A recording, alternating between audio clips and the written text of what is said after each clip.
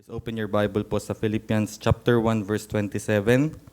Only let your conversation be as it becometh the gospel of Christ, that whether I come and see you or else be absent, I may hear of your affairs, that ye stand fast in one spirit, with one mind, striving together for the faith of the gospel. So, yun po ang ating text para po sa ating message tonight. So, sa atin pong church, tayo po ay maraming pagkakaiba-iba as a member. Pag tayo po ay nagtitipon-tipon po dito sa ating gawain, lahat po tayo is different. So, sa mga uma-attend po dito sa church, meron pong iba-iba yung age, meron po tayong iba't ibang personality, we have different na mga trabaho. Of course, iba-iba din po yung ating spiritual maturity. At maging ang ating mga skills. So, meron sa atin na, sa mga ministries po natin, meron mahusay umawit, merong magaling magturo, may mahusay mag-organize or mag-ayos. Yan po yung ating mga, especially ating mga ladies.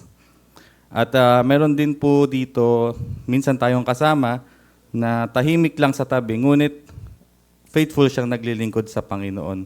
So, yun po yung mga different people or mga traits ng mga uma-attend po sa isang simbahan. Ngunit, kahit iba-iba po tayo, ay makikita nyo po na iisa lang po ang ating Panginoon. Iisa ang ating pananampalataya at iisa ang ating mission. It is to preach the gospel. So, usually, ang nagiging problema po sa mga churches na nasisira, it is not because dahil sa pag-uusig mula sa labas or yung mga persecution. Pero mostly, the reason kung bakit po nagkakaroon ng division, it is because yung mga tao internally sa isang simbahan. Minsan meron because of pride, personal preferences, misunderstandings, o hindi pagpapatawad. So, ito pong mga bagay na ito, alam po ito ni Apostle Paul. Kasi si Apostle Paul po ang sumulat ng Philippians. So, ito po ay sulat niya sa mga mananampalataya sa Philippi. So, habang siya po ay nakakulong po siya, ay sumulat po siya sa mga taga-Philippi. Ito po ay para sila ay hindi maging sikat na church. But ito pong sulat na ito is panawagan niya po sa mga mananampalataya sa Philippi upang maging isang iglesia na nagkakaisa para sa ebanghelyo or sa pagpapalaganap ng gospel ng Panginoon. So, pansinin po natin. So, hihimay-himayin po natin yung verse na ating binasa sa Philippians 1:27. Ang sabi po doon sa isang part po nung verse, stand fast in one spirit, with one mind, striving together for the faith of the gospel. So ang title po ng ating message for tonight is Striving Together for the Faith of the Gospel. So makikita nyo po dito is striving together. So hindi po sinabi ni Paul dito na strive against one another. Hindi rin po sinabi ni Paul dito to compete with one another. Pero makikita po natin dito sa ating verse na binasa is striving together. Ang ibig sabihin po nito, hindi po tayo magkakalaban or hindi po tayo dapat nagkakawatak-watak. Bagamat tayo po ay magkakasama at magkakakampi sa iisang layunin. Tayo ay kumbaga sa isang sundalo, tayo po ay iisang hukbo ni Kristo. Ang tunay nating kalaban ay, siyempre hindi po yung ating mga kasama or yung ating mga brethren. Ang ating pong kalaban is yung kasalanan. Kaya kung ang mga Kristiyano ay nag-aaway-away, ang natutuwa po doon is siyempre yung kaaway po. Dahil yung gawain po ng Panginoon is nahahadlangan. So, on the first part po nung ating verse is only let your conversation be as it becometh the gospel of Christ. So, ano po bang ibig sabihin nito ni Paul nung sinabi niya po itong only let your conversation be as it becometh the gospel of Christ. So, bago po natin pag-aralan no, yung utos o yung paalala po ni or hamon ni Paul is mahalaga na maunawaan muna natin kung ano po ba yung nangyayari sa Philippi. So, brief history lamang po. So, ang Philippi po ay isang Roman colony. So, sinakop po ng Roman ang Philippi. So, marami sa mga naninirahan dito ay mga retired Roman soldiers. At yun nga po, ay sila po is very proud na sila po ay citizen ng Rome. So, ang isang Roman citizen ay inaasahang mamuhay ng may dangal at katapatan saan? Siyempre, sa Roman Empire. So, kaya mapapansin nyo po na ginamit po ni Paul yung salitang conversation po doon sa verse. So, ito pong conversation na to, usually maiisip po natin is yung pagsasalita. Pero, dito po sa sinabi po ni Paul, ang ibig sabihin po ng conversation po dito is pamumuhay bilang isang mabuting mamamayan. Ito po is kinonect po natin dun sa sinabi niya po. Ang salitang Griego na ginamit ay may idea ng citizenship o pamumuhay na karapat-dapat sa bansang kinabibilangan. So, ang conversation na binanggit po ni Paul dito is yung pamumuhay po nila. So, ang gusto pong iparating po ni Paul sa mga kapatiran sa Philippi, kung kayo ay proud or pinagmamalaki nyo na kayo ay mamamayan ng Rome, dapat mas lalo kayong makita sa inyo, mas lalo ninyong ipakita ang pagiging mamamayan ng langit. Sabi po sa Philippians 3:20, "For our conversation is in heaven, from whence also we look for the Savior, the Lord Jesus Christ." Ang tunay po na citizenship ay nasa langit, kaya ang ating pamumuhay dito sa lupa ay dapat magpakita kung sino ang ating Panginoon, which is ang ating Panginoong Hesukristo. Ang buhay ay dapat tugma sa gospel na ating pinapangaral. Bilang mga Kristiyano, ang ating buhay ay dapat tumugma sa ating gospel na ipinapahayag. Hindi sapat na tama lang yung ating doctrine kung mali naman yung ating pamumuhay. Marami po sa atin is, yun nga po, kabisado po na marami po tayong kabisadong Bible verses, tayo ay faithfully na uma-attend sa church. Kumbaga kung magsasend si Shine nung parang list ng ating attendance, lagi po tayong may check. Maaaring, yun nga po, pag may mga ministers tayo, very active tayo. Ngunit, kung hindi po nakikita yung Kristo sa ating buhay, yung pag-ibig, the forgiveness, the humbleness, and holiness sa ating mga buhay bilang isang Kristiyano is, hindi po tayo nakakapagbigay ng glory sa ating Panginoon. Ang sabi ng Panginoon sa Matthew 5:16, "Let your light so shine before men that they may see your good works and glorify your Father which is in heaven." So hindi po sinabi ng Panginoon na makita lamang ng tao yung ating kaalaman sa Biblia.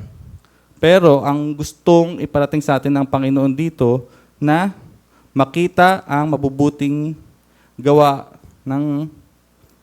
upang ang Diyos ay maluwalhati. Sa atin pong ginagawa, does it give glory sa ating Panginoon?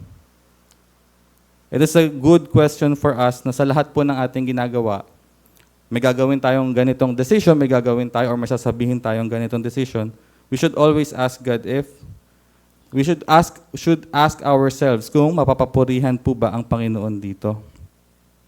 Ganun din po ang sinabi ni Paul sa Titus chapter 2 verse 10. Sabi niya po dito, that they may adorn the doctrine of God, our salvation, our Savior in all things. Ang salita pong adorn dito, pag inisip niyo po yung salitang adorn, ano po yung unang pumapasok sa isip ninyo? Ito po ay parang palamuti or pagbibigay ng karangalan. Ang ating buhay or ang ating pamumuhay ay dapat maging magandang patotoo ng kapangyarihan ng ebanghelyo or ng gospel. Ang buhay ng Kristiyano ay nababasa ng mundo or lagi pong tinitignan ng mundo. Meron nga pong kasabihan nga po na people may never read the Bible, but they read the lives of Christians every day. Maraming tao ang hindi muna nagbabasa ng Biblia. Binabasa muna nila yung buhay ng mga Kristiyano. So nagbe-base sila kung ano yung testimony or yung pamumuhay ng nagpo-profess na Kristiyano. Kapag halimbawa nakikita nila sa isang church ay hindi maganda, may mga, may division, may away-away, may galit, walang holiness, paano nila paniniwalaan ang mensahe ng pag-ibig at biyaya ni Kristo?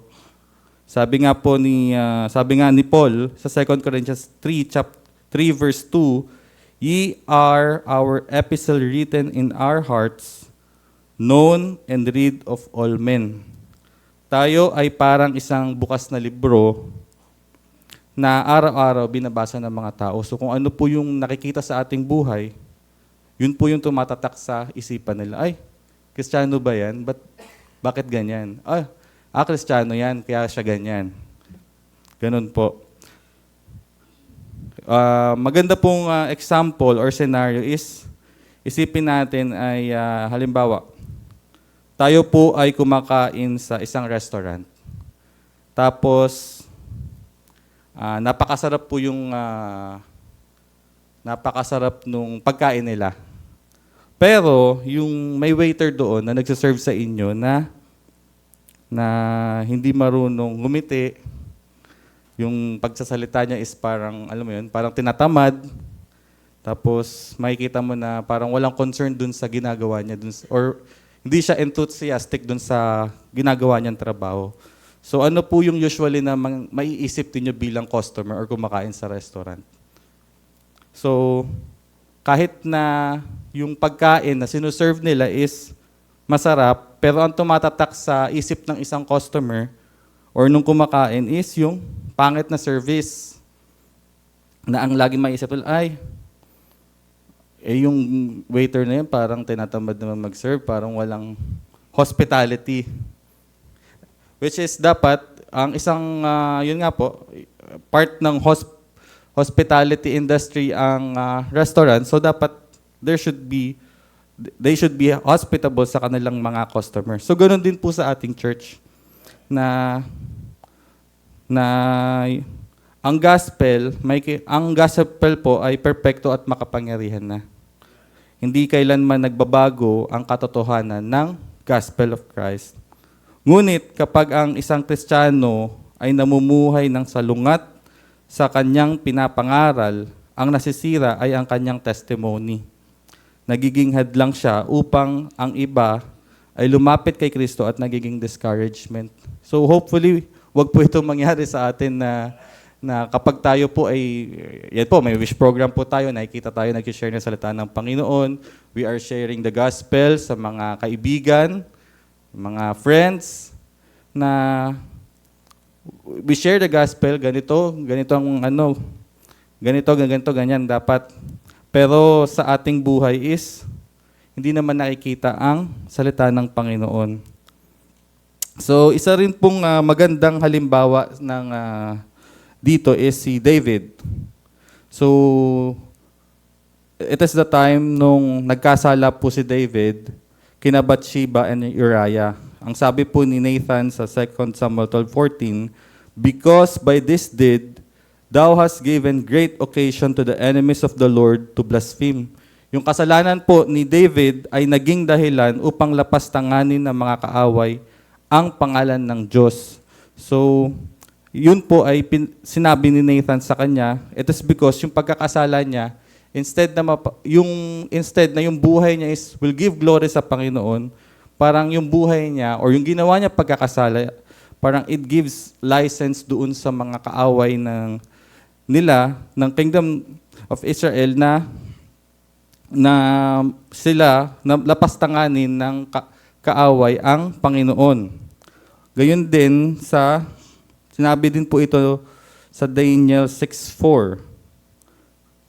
Ito naman po ay buhay ni Daniel. Sa kabilang banda, na si Daniel po ay namuhay ng may katapatan kahit nasa pagan country po siya. Siya po ay nasa lugar kung saan hindi niya po bansa. So, Daniel 6:4, they could find none occasion nor fault for as much as he was faithful. So, naging devotion po namin ito sa Youth Fellowship. Yung mga leaders po sa Medes and Persia, they are trying na pabagsakin si Daniel para gawan po siya ng masama dahil po galit sila kay Daniel. Pero, because Daniel is doing good, he is faithful sa ating Panginoon, kahit ano pong gawin nila, is hindi po sila makahanap ng maibibintang po kay Daniel. So sa ating pong mga Kristiyano, bago po natin isipin yung ating mga ministry or ang ating mga gawain, it is important for us to ask kung yung ating po bang ginagawa or yung ating pong buhay ay it gives glory sa salita ng Panginoon, or kung ang tanging Biblia na mababasa ng mga tao ay ang aking buhay, makikilala ba nila si Jesus? Kaya napaka-importante po to always check ourselves na kung tayo po ay nakatindig sa salita ng Diyos at ito po'y ating ipinapamuhay. Sabi nga po sa James 1:22, "But be ye doers of the word, and not hearers only, deceiving your own selves." So very familiar po tayo sa verse na ito. Pero ang question po is, naipapamuhay po ba natin ito? Ang tunay na Kristiyano ay hindi lamang tagapakinig ng salita ng Diyos, kundi tagasunod nito. Kaya ang unang hamon po ni Paul ay mamuhay na karapat-dapat sa Ebanghelyo ni Kristo. Kapag ang ating buhay ay naaayon sa gospel, magiging matibay ang ating testimony, magiging kapaki-pakinabang ang ating paglilingkod, at higit sa lahat, maluluwalhati ang ating Panginoong Hesukristo.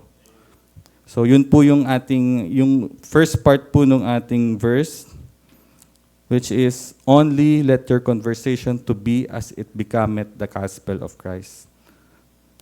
Next po is, "That ye stand fast in one spirit, with one mind, striving together for the faith of the gospel." Pagkatapos po sabihin ni Paul na mamuhay ng karapat-dapat sa Ebanghelyo, ibinigay naman niya ang ikalawang hamon. So ang next challenge po sa atin ni Paul or ni Paul doon sa mga kapatid sa Philippi is stand fast in one spirit. So ang salitang stand fast po ay nangangahulugang manatiling matatag, hindi matinag, at hindi sumusuko sa gitna ng pagsubok. Parang commercial po, no? Pero ito pong stand fast na ito, based po dun sa aking research, ito po ay isang military term po pala na ginagamit ng mga sundalo. Sundalong hindi umaatras kahit matindi ang laban. So, tayo po pala bilang isang mga Kristiyano, tayo po ay parang soldiers.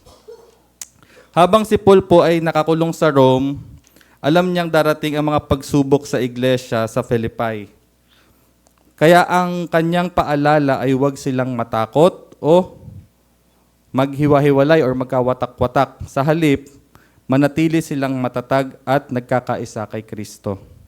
Hindi po ibig sabihin ng unity hindi po ibig sabihin na merong unity sa church ay wala nang problema. Pero kahit po yung unang churches ay nakaranas po ng mga challenges or pagsubok. Hindi pagkakaunawaan. Yan po, meron pong pag-uusig.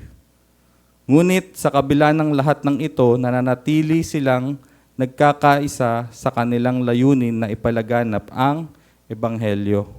Ang tunay po na pagkakaisa or unity ay hindi po ito nasusubok kapag maayos po ang lahat. Kasi kapag maayos ang lahat, madali po tayo magkaisa. Kasi wala namang conflict eh. Pero paano po natin matetest na ang unity is a true unity? Nasusubok ito kapag may problema, may hindi pagkakaunawaan, may magkakaibang personality, ngunit ang mga anak ng Diyos ay pinipili pa ring magmahal, magpatawad at manatiling magkakasama para sa gawain ng Panginoon. So doon po natin makikita na totoo ang isang unity ng church if kahit mayroon mang di pagkakaunawaan, we have different suggestions, we have different personalities, pero kahit ganun man, we still have unity sa ating simbahan. So parang, ako nisip ko na paano ba natin, parang sa isang gadget, di ba? Paano mo matetest na totoo or matibay yung isang gadget? Ang mga gadget po, di ba, usually po, nakikita ko to sa sa social media kapag sa mga factory, dumadaan sila sa stress test. Yung parang may device na tuk tuk tuk tuk tuk tuk tuk, parang madami siya. May numbers of parang kung gaano karami siya idadrop. So mayroong dumadaan siya sa stress. So dumadaan siya sa maraming parang pagsubok, bago lumabas siya sa market or para natin masabi na itong device na ito is talagang matibay. So ganoon din po ang unity. Masusubok siya kapag tayo po ay may pinagdaraanan at hindi po smooth sailing. So, ang one spirit po ay tumutukoy sa pagkakaroon ng iisang puso, iisang layunin at iisang direksyon, which is ang paglilingkod po sa ating Panginoon. Hindi man tayo pare-pareho ng personality. Yung ating edad, meron po ditong Gen Z, Millennial, so on, so forth. Pero meron din po tayong iba't ibang opinion sa lahat ng bagay. Pero pare-pareho tayong naninindigan sa katotohanan ng salita ng Diyos. We stand together for the truth. Sabi po ni Paul sa Ephesians 4:3, endeavoring to keep the unity of the Spirit in the bond of peace. So mapapansin po natin yung word na ginamit po dito is endeavoring. So sinearch ko rin po yung endeavoring. Sabi po is it means trying very hard or making a serious, determined effort to do or achieve something. Ibig sabihin po, yung unity or yung pagkakaisa ay hindi po siya automatic na nangyayari. So it takes for each and every one of us na it should have humbleness, forgiveness, and long-suffering and love para sa bawat kapatiran. Kapag may hindi po pagkakaunawaan, hindi po natin agad sinusukuan yung sitwasyon or hindi po tayo nagtatampo. Ang mature na Kristiyano ay marunong magpakumbaba at maghanap ng paraan upang maibalik ang kapayapaan at maipagpatuloy ang gawain ng Diyos.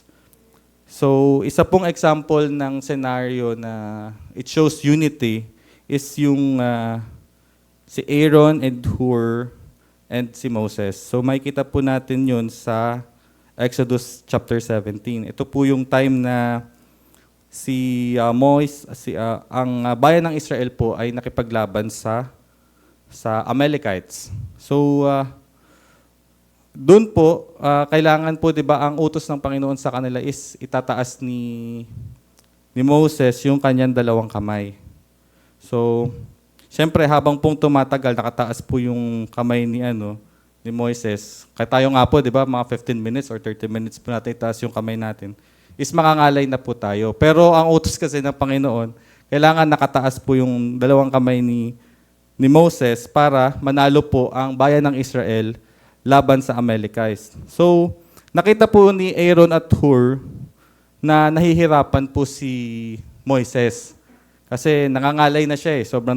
Siyempre pag nakikipaggera ka, hindi naman mabilis lang yung gera eh. Medyo matagal po siya. Minsan it takes a day.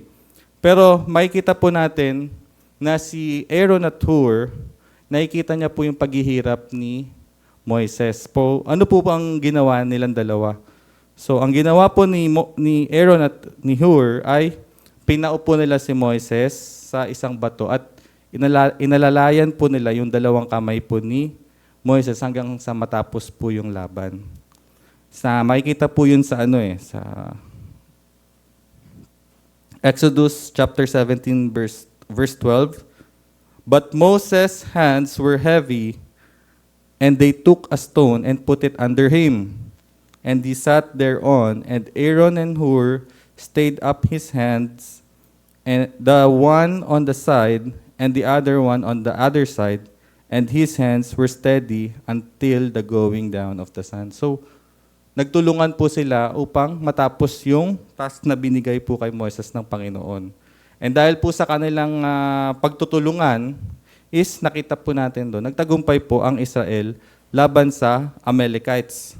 Ganito rin po dapat sa church, na kapag ang isang kapatiran or brethren is nanghihina, hindi po natin dapat sila iniiwan. Kapag may kapatid ng Diyos, kapatid sa Diyos na napapagod, hindi natin sila pinupuna lamang. Ngunit, dapat makita po yung pag-alalay natin sa kanila through prayers, encouragement, and of course, kung ano po yung kaya nating magawa, we should help din kung ano yung makakaya po natin. Pag dumating po ang panahon sa ating kapatiran ay nanghihina, nawa makita sa atin yung compassion and unity. Sabi po ni David sa Psalm 133 verse 1, Behold, how good and how pleasant it is for brethren to dwell together in unity. Kapag nagkakaisa po ang iglesia, nagiging malakas po yung ating testimony, mas nagiging effective po ang ating gawain. At higit sa lahat ay nalulugod po ang Panginoon. Kasi without unity, ang church po ay magulo. Instead na focus tayo sa gawain sa Panginoon, focus po tayo sa pagpapalaganap ng gospel is we have to fix or have solution first dun sa mga problema. So it is really important for a church na meron pong unity. Kaya ito po ang pangalawang hamon po sa atin ni Paul is to stand fast in one spirit. And the third part naman po ng hamon po sa atin ni Paul is with one mind striving together. Ang salita pong striving together ay naglalarawan ng mga atleta na magkakasamang lumalaban para sa iisang tagumpay. So, kung ito po i-compare natin sa isang church, hindi man po tayo may pare-parehong ministry. Meron po tayong online, meron tayong music ministry. We have different ministry. Pero, iisa lang naman po ang layunin natin dito. It is to give glory sa ating Panginoon. Mayroon tayong preacher, mayroon tayong choir, mayroon tayong Sunday school teacher, may usher tayo, mayroon tayong sa sound system and live, mayroong faithfully nagbibigay ng tithes, may cleaners. And also yung mga nag-encourage sa mga babe in Christ. So lahat po ng ito is mahalagang gawain para sa Panginoon. Kasi pag iniisip po natin, or meron po sa ating nag-isip na ay mas importante yung ministry ko, pag wala tong ministry na to, kumbaga parang kulang yung church, hindi po yun maganda. Kasi para po tayong isang katawan, yun nga po, makikita po natin yan sa Bible, na para tayong, we are body of Christ, na lahat po ng part ng isang katawan is nagpa-function accordingly. Iba-iba man, pero lahat yun, importante. So, isa rin pong magandang illustration po dito is yung isang orchestra. So, halimbawa, sa orchestra, meron different kinds of instruments. So, merong violin, merong piano, may drums, at meron din trumpet. And marami pa po. So, magkakaiba-iba po yung tunog ng bawat instrumento. So, magkakaiba yung kanilang parang ginagampanan. Ngunit, kapag lahat ay sumusunod sa conductor, nagiging isang napakagandang musika ang kanilang pinagsamang tugtog. Ngunit, paano kung ang bawat instrumento ay mag-solo-solo? Meron po ba nagsosolo sa orchestra? Siguro meron, intro, ganon, di ba? Pero ang orchestra is talagang ginawa siya para tumugtog ng sama-sama. So, halimbawa, yung trumpet, nagpe-play ng trumpet is gusto niya mas maganda or mas malakas yung tunog niya, or sinasapawan niya yung ibang instrument. Yung drums, hindi siya sumusunod sa kumpas ng conductor. So, hindi po music yung maririnig po natin. Ano po yung maririnig natin? Ingay lang po yun. Ganito rin po sa ating church. Ang ating pong conductor, or ang ating, ano bang Tagalog ng conductor? Taga-kumpas, ay ang ating Panginoong Hesukristo. Siya yung nagbibigay ng direksyon at siya yung ating pong sinusunod. Kapag lahat po ay sumunod kay Kristo, nagkakaroon po ng harmony ang simbahan. Ngunit kapag inuna natin ang sarili po nating kagustuhan, that's the time po na nawawala po yung harmony. Sabi po sa Romans 12:5, so we, being many, are one body in Christ, and everyone members one of another. Yun nga po yung sa nabanggit ko kanina, hindi po tayo magkakahiwa-hiwalay sa gawain. Tayo po ay iisang katawan na may iisa pong Panginoon. Kaya dapat po, yung ating pong ginagawa is, sama-sama po natin ito ginagawa para po sa ating Panginoon. And lastly po,